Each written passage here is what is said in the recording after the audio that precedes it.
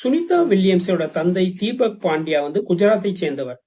இவர் வந்து 1958ஆம் ஆண்டு வந்து அமெரிக்காவுக்கு போறாரு. அங்க வந்து டாக்டருக்கு படிக்கிறாரு. அங்க அவர் வந்து உர்சுலின் வந்து சந்திக்கிறாரு. அவங்க ரெண்டு பேரும் வந்து மனம் புரியுறாங்க. சோ மனம் புரிஞ்சு அதுல பிறந்தவங்க தான் சுனிதா வில்லியம்ஸ். இந்த சுனிதா வில்லியம்ஸ் யாருன்னா உங்களுக்கு எல்லாத்துக்குமே தெரிஞ்ச பேரு தான். இந்திய வம்சாவளியை சேர்ந்த பெண்.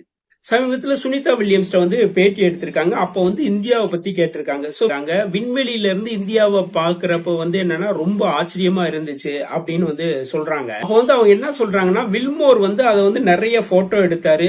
இந்தியா இருந்து இமயமலை மேல போறப்ப வந்து என்னன்னா, இமயமலை வந்து என்னன்னா இந்தியாவுக்குள்ள ஊடுருவது போல வந்து ஒரு வழிந்தோடுவது போல, அதாவது ஒரு நீர்வீழ்ச்சி போல அப்படின்ற மாதிரி அவங்க வந்து சொல்றாங்க.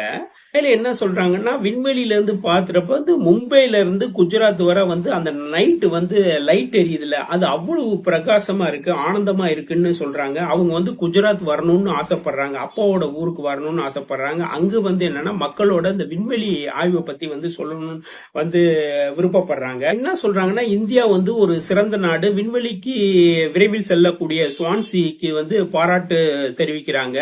விண்வெளி ஆராய்ச்சியில வந்து இந்தியா வந்து தனியார் நிறுவனங்களோட வந்து இணைந்து செயல்படுறது பாராட்டக்கூடியதுன்னு சொல்றாங்க. விண்வெளி ஆராய்ச்சியில இந்தியாவுக்கு வந்து எதிர்காலத்துல உதவுவேன் அப்படின்ற மாதிரி சொல்லியிருக்காங்க. சுனிதா வில்லியம்ஸ் வந்து விண்வெளியில அதிக நாட்கள் இருந்த அமெரிக்கா வீரர்கள்ல இரண்டாவது நபர்.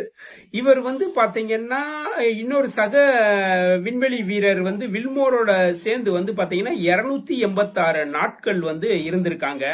சுனிதா வில்லியம்ஸ் வந்து பாத்தீங்கன்னா 62 மணி நேரம் 6 நிமிடங்கள் வந்து விண்வெளியில் நடந்திருக்காங்க. இதெல்லாம் ஒரு பெரிய சாதனை.